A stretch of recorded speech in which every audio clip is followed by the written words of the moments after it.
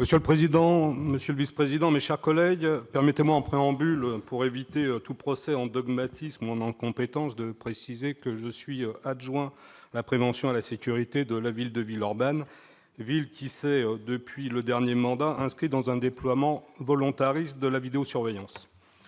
Au nom de mon groupe, je dois vous avouer un certain scepticisme à la lecture de ce rapport.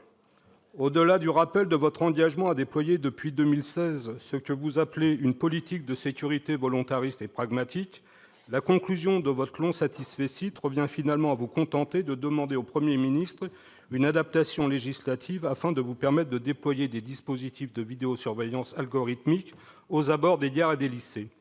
Dès lors, il aurait été plus pertinent de présenter cette délibération sous forme d'un vœu, puisque vous actez vous-même que le sujet même n'est pas de compétence régionale. Notre groupe voit dans cette délibération un affichage, mais pas un pragmatisme de mise en place opérationnelle. Au-delà de la forme, nous nous interrogeons sur le déploiement envisagé, notamment l'intégration des remarques de la CNIL émises dans son rapport de juillet 2022. Sans mésestimer la légitimité de l'usage de certains dispositifs, celle-ci insiste sur le fait qu'ils doivent être analysés au travers du prisme essentiel de la protection des libertés et droits fondamentaux des personnes filmées, et en particulier de leur protection de leur vie privée et de leurs données à caractère personnel. Aujourd'hui, les notions de vidéo ou caméra dites intelligentes sont des concepts protéiformes renvoyant des technologies d'intelligence artificielle dans le domaine de l'analyse d'images pouvant couvrir des usages très variés.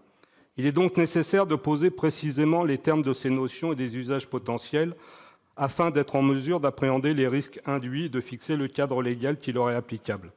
Ce cadrage précis n'est malheureusement pas explicité dans votre délibération. Techniquement, les traitements algorithmiques d'analyse d'images sont soit couplés à des caméras préexistantes de vidéoprotection, celles installées dans les espaces publics, qui sont autorisées par arrêté préfectoral pour des finalités prévues par le Code de la sécurité intérieure, soit spécifiquement déployées avec des dispositifs ad hoc. Sur cet aspect, votre délibération est tout aussi floue. Les caméras préexistantes de vidéoprotection sont souvent le fait de municipalités via des financements sollicités auprès de l'État dans le cadre du Fonds interministériel de prévention de la délinquance et l'inscription du dispositif au sein de la stratégie territoriale de prévention de la délinquance. La stratégie nationale prévoit d'ailleurs le rôle du maire dans le pilotage de la politique de prévention de la délinquance. Cette même stratégie nationale, si elle insiste à tester la connexion avec des logiciels de détection de situations comportant un danger manifeste, précise que cette expérimentation doit se faire à l'exclusion de tout traitement permettant l'identification directe ou indirecte des personnes physiques. Les directives précisent clairement que le dispositif doit être subordonné à un diagnostic territorial et s'inscrire dans le cadre global du schéma local de tranquillité publique.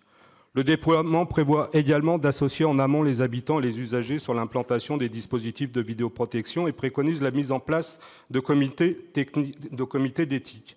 La délibération ne mentionne clairement aucun de ces éléments, pas plus qu'elle ne fixe le cadre d'utilisation. La CNIL rappelle que le marché français est détenu essentiellement par des acteurs étrangers. Il en va donc également de l'indépendance de la sécurité d'être vigilant quant au secteur de déploiement.